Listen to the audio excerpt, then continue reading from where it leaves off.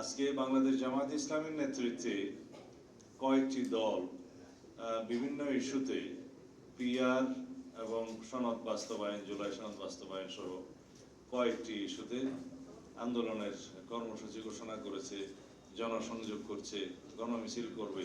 এটা রাজনৈতিক চর্চা, এটা গণতান্ত্রিক চর্চা। এই চর্চা করার জন্যই তো আমরা আন্দোলন সংগ্রাম করে এই অধিকার আদায় করেছি। এটাকে আমি স্বাগত জানাই। যদি মানুষ গ্রহণ করে, তারা তাদের নির্বাচন ইশতেহারে তাদের এই সমস্ত দাবি উল্লেখ করে আসন্ন নির্বাচনে অংশগ্রহণ করে জনরায় যদি তাদের পক্ষে যায়, তখন তারা তাদের ইশতেহার অনুযায়ী সেটা বাস্তবায়ন করবে। এখানে তো জবরদস্তির কিছু নেই। আমরা আমাদের 31 দফা বাস্তবায়নের জন্য জনগণের ঘরে ঘরে, আমরা বাংলাদেশের ঘরে ঘরে আমাদের সেই সংস্কার প্রস্তাব প্রেরণ করেছি। আজকে এই 31 দফা বাংলাদেশের রাজনৈতিক অঙ্গনে একটি রাজনীতির মহাকাব্যে পরিণত হয়েছে। আমরা এটাও ঘোষণা করেছি যে বাংলাদেশ সংস্কারের মধ্য দিয়ে গিয়েছে, সেটা বিএনপির হাত ধরে গিয়েছে। গণতান্ত্রিক সংস্কার হয়েছে, সাংবিধানিক সংস্কার হয়েছে, উন্নয়নমুখী সংস্কার হয়েছে, নারীদের অংশগ্রহণের বিভিন্ন ক্ষেত্রে নারীর ক্ষমতায়নের জন্য যে সংস্কার হয়েছে, এসব কিছুই বিএনপির রাজনৈতিক সংস্কারের ইতিহাস, সরকারের সময় গণতান্ত্রিক সংস্কারের ইতিহাস, সাংবিধানিক সংস্কারের ইতিহাস, বহুদলীয় রাজনীতি প্রবর্তনের ইতিহাস। সুতরাং এই সংস্কারগুলো চলমান প্রক্রিয়া। সংস্কার শুরু হয়, সংস্কার কখনো শেষ হয় না, এবং সংস্কার ততদিন চলবে যতদিন মানব সভ্যতা বিরাজ করবে, যতদিন বাংলাদেশের স্বাধীনতা সার্বভৌমত্ব থাকবে, যতদিন বাংলাদেশের ইতিহাস ঐতিহ্য জনগণ থাকবে। সংস্কারের মধ্য দিয়েই সভ্যতা যায়। সুতরাং কেউ যদি মনে করে এই সংস্কার এখানেই শেষ এবং এই সংস্কার বাস্তবায়নের মধ্য দিয়ে আর কোনো সংস্কার করতে হবে না, সেটা তাদের ভ্রান্ত ধারণা। যারা আজকে পিআর করছে, তাদের উদ্দেশ্যে শুধু বলি, যে কয়টা রাজনৈতিক দল নিয়ে আপনারা মাঠে এই সমস্ত বক্তব্য দিচ্ছেন, তারা কারা এবং তাদের সাথে আপনারা যা আন্দোলন করছেন, প্রকাশ করুন তাদের 2024 সালের 7 জানুয়ারিতে কি ভূমিকা ছিল। আমরা জানি আপনাদের অন্তর্ভুক্ত একটি রাজনৈতিক দল, নাম নেব না, আপনারা খুঁজে বের করবেন। তারা জানুয়ারির 7 এই যে আমিডামি নির্বাচনে 2024 সালের 7 জানুয়ারিতে অংশগ্রহণ করেছে। তারা আপনাদের দোসর হয় কিভাবে আন্দোলনে? যারা বিগত 16 বছরে ফ্যাসিবাদী শাসনামলে বাতাস করেছে আওয়ামী লীগের সমস্ত কর্মকাণ্ডে, তারা আপনাদের আন্দোলনের শরিক হয় কিভাবে?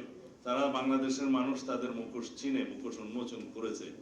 আমরা মনে করি জনগণকে বিভ্রান্ত করার জন্য আপনারা কোনো আন্দোলন করা সঠিক হবে না বাংলাদেশের এই গণতান্ত্রিক আবহের মধ্যে। আমরা চাই সবাই ফ্যাসিবাদ বিরোধী জাতীয় ঐক্য অটুট থাকুক। আমরা সবাই চাওয়া উচিত ফ্যাসিবাদ বিরোধী জাতীয় ঐক্যকে আমরা সমুন্নত রেখে এটাকে শক্তিতে পরিণত করে চিরতরের জন্য ফ্যাসিবাদী শক্তিকে আমরা নির্বাসনে দেই। সুতরাং আমরা এমন কোনো কর্মকাণ্ড করতে পারবো না যার মধ্য দিয়ে ফ্যাসিবাদের পুনরুত্থান হয় অথবা ফ্যাসিবাদের প্রত্যাবর্তন সহজ হয়, অথবা আমরা এমন কোনো কর্মকাণ্ড করতে পারি না যার ফাঁক ফোকরের মধ্য দিয়ে বাংলাদেশে অস্থিরতা সৃষ্টি করতে পারে। পিআর মানে আমি অনেক সময় বলেছি, এটা পার্মানেন্ট রেস্টলেসনেস। এটা স্থায়ীভাবে অস্থিরতা সৃষ্টি করে, অস্থিতিশীলতা সৃষ্টি করে রাষ্ট্রে। পৃথিবীর যে সমস্ত দেশে এটা এক্সপেরিমেন্ট হয়েছে, সেই সমস্ত দেশের নজির আপনারা দেখুন। আপনারা খুব সম্প্রতি দেখবেন নেপালের রাজনৈতিক পরিস্থিতি, সেখানেও পিআর বিদ্যমান। কখনো স্থায়ী সরকার ব্যবস্থা থাকে না, স্থিতিশীল সরকার ব্যবস্থা থাকে না। 2 মাস, 6 মাস, 5 মাস, 1 বছর পরে সেই সমস্ত জায়গায় খালি প্রধানমন্ত্রী চেঞ্জ হয়, সরকার চেঞ্জ হয়, কোনো জনপ্রত্যাশা বাস্তবায়ন করা সম্ভব হয় না, কোনো দলের রাজনৈতিক অঙ্গীকার বাস্তবায়ন সম্ভব হয় না, জনগণের কল্যাণে কোনো কিছুই বাস্তবায়ন করা সম্ভব হয় না। একটা অস্থিতিশীল অস্থির পরিবেশের মধ্য দিয়ে বাংলাদেশকে আমরা যেতে দিতে চাই না, যেখানে সিম্পল মেজরিটি অথবা মেজরিটির ভিত্তিতে কোনো দল এবং জোট সরকার গঠন করতে পারে না, সেরকম একটা ব্যবস্থাকে আমরা আহ্বান জানাতে পারি না। যে দেশের মানুষ সর্বশেষ জরিপ অনুযায়ী 56% মানুষ পিআর পদ্ধতি কি তাই বুঝে না, সেই জায়গায় 70% লোক নাকি পিআর চায়, সেই পরিসংখ্যান তো আমরা মানতে পারি না। এরকম বিভ্রান্তকর তথ্য দিয়ে বাংলাদেশের মানুষকে ভুল বোঝানো বা বিভ্রান্তি সৃষ্টি করা অনুচিত হবে।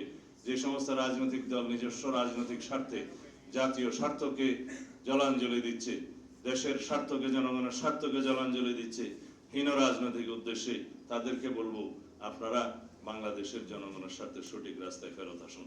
জনগণকে বিভ্রান্ত করবেন না। আপনারা কি জানেন এই পিআর পদ্ধতিতে কোনো স্বতন্ত্র প্রার্থীর কোনো জায়গা আছে? আপনারা যে কেউ যদি কোনো নির্বাচনী এলাকার মধ্যে কেউ একজন স্বতন্ত্র প্রার্থী হিসেবে দাঁড়াতে চান, তার জন্য এই পিআর পদ্ধতিতে তো কোনো খানা নাই। তারা কি নির্বাচনে অংশগ্রহণ করার জন্য সাংবিধানিক অধিকার রাখে না? আপনারা পিআর পদ্ধতি মানে সিম্পল যদি বলেন মার্কাতে ভোট দিবে, কে সংসদ সদস্য নির্বাচিত হবে সেই এলাকার মানুষ জানবে না, সেই নির্বাচনী এলাকার মানুষের কোনো অধিকার থাকবে না, তারা যাকে পছন্দ করে ভোট দিবে সে নির্বাচিত হবে। নির্বাচন করবে কে?